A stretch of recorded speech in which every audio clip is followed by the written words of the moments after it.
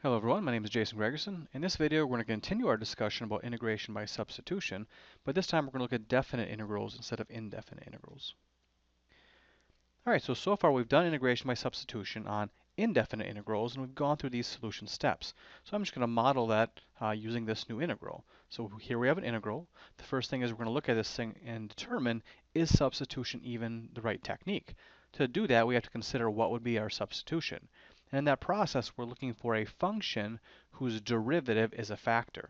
And here I see that I have 1 over x up in the exponent here, and the derivative of x to the negative 1 power looks something like x to the negative 2 power. I'd only be off by a negative sign. So I say here's a function, and this is the derivative, which is something like a factor. So that tells me substitution is going to be the right technique, and so I can go through my process. I'll start by letting u equal the function. So I'm going to let u equal x to the negative 1. Then next I calculate the differential. I'll have du equal to the derivative of this guy, which will be negative x to the negative 2 power dx. And then I'm trying to replace this 1 over x squared, so I can rewrite that as negative du is equal to 1 over x squared dx. And now I have all the pieces I need. So now I'll substitute in my u values.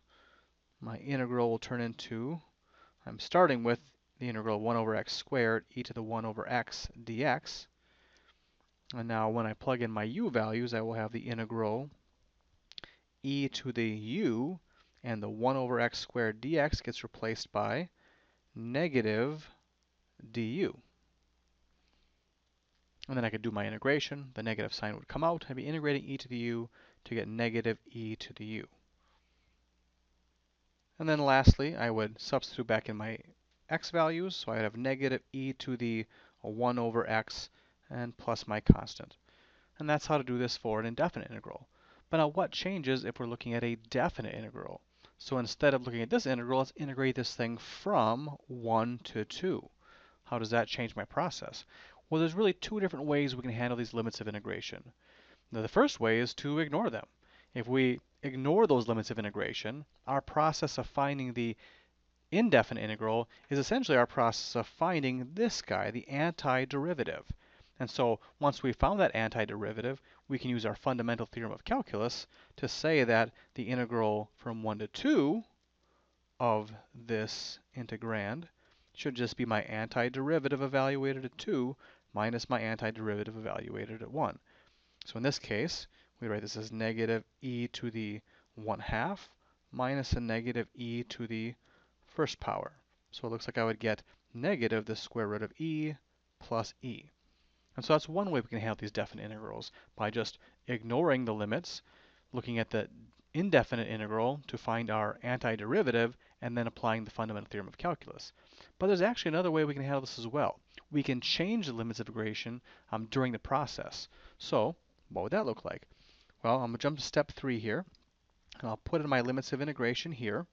And the idea is when we integrate from 1 to 2, we're really integrating over a range of x value, from x equals 1 to x equals 2. But when I change my variable, when I make the substitution and to get my integrand in terms of u, now I want limits of integration in terms of u. So I should be integrating from u equals something to u equals something. And so how do I go from x equals 1 to the appropriate value for u? Well, I can use my substitution equation. When x equals 1, if I plug that in, I would get u equals 1 to the negative 1 power, or 1. When x equals 2, u must be equal to 1/2. And so if I establish new limits of integration in terms of u. And so now I integrate that to get e to the negative e to the u, evaluated from 1 to 1/2.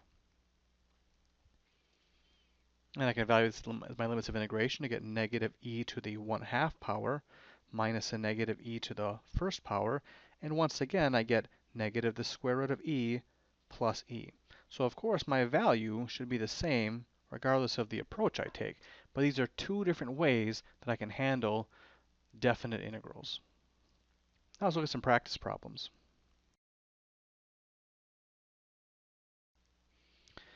So we have two problems I can practice with. And I'll do one of these using the first technique and the other doing the second technique. So let's start by looking at the integral from 0 to pi over 4 of secant squared times tangent cubed of theta with respect to theta. So the first thing is this even a substitution problem? And sometimes substitution can be challenging because to start that process, we're looking for a function whose derivative is a factor, which means we have to be strong with our derivative facts. So here, I know that the derivative of tangent is secant squared. So that tells me that I have tangent as my inside function here, and the derivative is a factor. So I'm going to let u equal the tangent of theta. Then the differential du should be the derivative of tangent with this secant squared of theta d theta. So that's my differential. Now I'm going to look at the indefinite integral. So when I plug in my u values, I will get u cubed when I plug in u equals tangent, and then secant squared d theta should all be equal to du. I'll integrate this thing to get u to the 4th over 4, and then I'll plug in my theta values. So I should get tangent of theta, tangent to the 4th theta, over 4, plus some constant. Now that I found that antiderivative, I can look at my original integral from 0 to pi over 4 of secant squared theta, tangent cubed theta d theta, and that should equal my antiderivative evaluated at pi over 4. Now to figure out the value of tangent of pi over 4, it might be useful to rewrite that as sine of theta over cosine of theta. And so if I'm thinking about that terms, I know that sine of essentially a 45-degree angle is the same as the cosine, so the numerator and denominator should be the same here, and so I should get a tangent value of 1.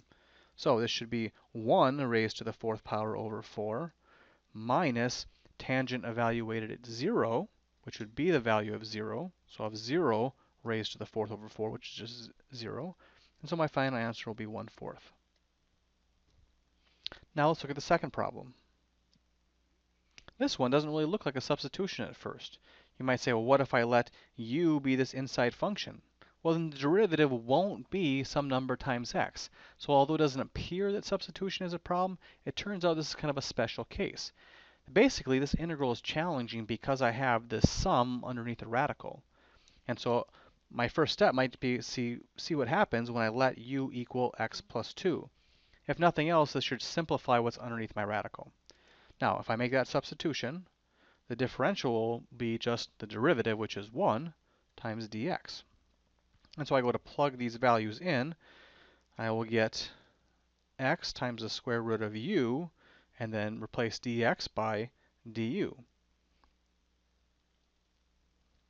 But in this case, I had this extra factor of x, and that's because that derivative wasn't a factor. But in this case, I can still replace that x by some function of u by using my original substitution. If u equals x plus 2, then if I subtract 2 from both sides, I will get u minus 2 is equal to x. And so I'm going to use that value for x in my integrand. So this is the integral of u minus 2 times the square root of u, or u to the 1/2 power, du. So I've converted over to u. But the other thing I can do is change my limits of integration along the way. So my original integral was from x equals negative 2 to x equals negative 1. My new integral in terms of u should be from u equals, well, when I plug in x equals negative 2, I'd have negative 2 plus 2, which would be 0. So from u equals 0 to, well, when I plug in x equals negative 1, I should get u equals positive 1. So the integral from negative 2 to negative 1 of x times the square root of x plus 2 is the same thing as the integral from 0 to 1 of u minus 2 times u to the 1/2. Now, I basically pulled the challenging part out from underneath my radical, and it created a new, easier to do integral. Now I can just distribute that u to the 1/2 to get the integral from 0 to 1 of u to the 3/2 power minus 2u to the 1/2. I'll do the integration to get u to the 5/2 divided by 5/2, or times 2/5, minus 2 times u to the 3/2 divided by 3/2, or times 2/3, all evaluated from 0 to 1. When I evaluate at 1, I will get 2/5 minus 4/3, minus all that stuff evaluated at 0, which is just 0, Lastly, I'll clean up this fraction by putting it over a common denominator of 15. I should get 6 over 15 minus 20 over 15.